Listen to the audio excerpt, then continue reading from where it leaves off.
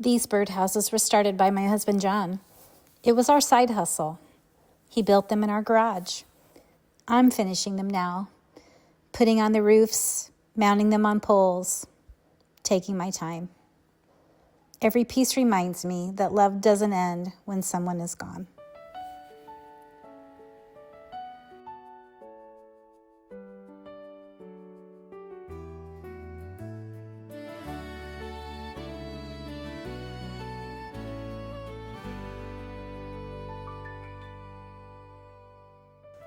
As I work on the birdhouses, I'm just amazed at all the things that he did that I never understood, like the coffee cans with all the different sizes of screws in them. And I used to tease him about that because he sure wanted me to save those Folgers coffee cans. Well, now I know why.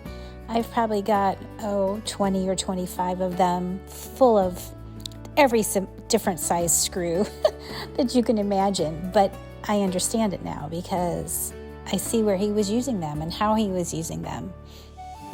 And I also never understood why he had so many different drills sitting around, but now I get it, because one has a different size of drill bit in it, and one might have a screw gun bit in it, and so that way he didn't have to keep changing things out all the time. He was amazing, and I never really understood. He would be down in the garage for hours, but he loved it. It was so much fun for him. And he had a system. Now, I'm not as organized. I have to kind of makeshift putting things together in the garage. I'm using a lawn chair to mount the birdhouses on the poles, just trying to get things done and honor him the best way that I can. We would work all year long for a local spring market, and he would typically build about 150 birdhouses, and I would paint them and put polyurethane on them, and then he would put them together, and we would take them to the market and literally sell out in the first day and a half. It was amazing.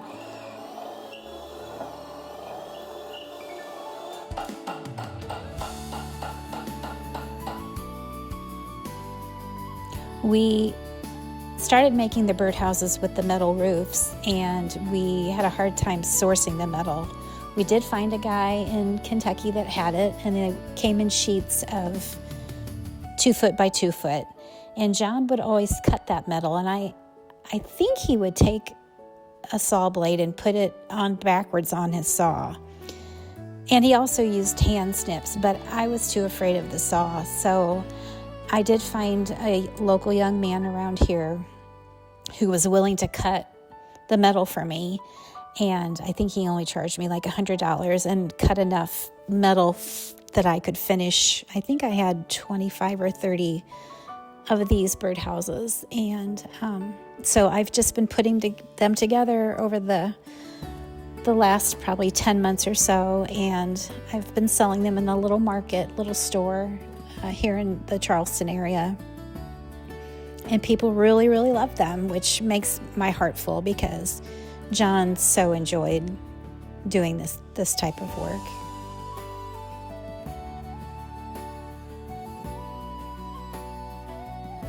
I do have about 30 or so birdhouses that have 3 holes in the front of them to be put together, and I don't think I'll tackle those here. I'll take those to Tennessee and put them together when I get there, and maybe try and do some markets there as well. And it's good because maybe I can meet some people that way and build a community and, start figuring out what life looks like now. In the meantime, I'm just working on these, trying to get them finished and honor his memory, and actually loving every minute of it. I don't think finishing these birdhouses is about closing a chapter. It feels more like carrying something forward, something built with love, time, and intention. If you're in a season of finishing things you never imagined you'd be finishing alone, I hope this reminds you that it still matters. I'm learning that blooming doesn't always mean starting something new. Sometimes it means finishing something with care. Until next time, keep blooming.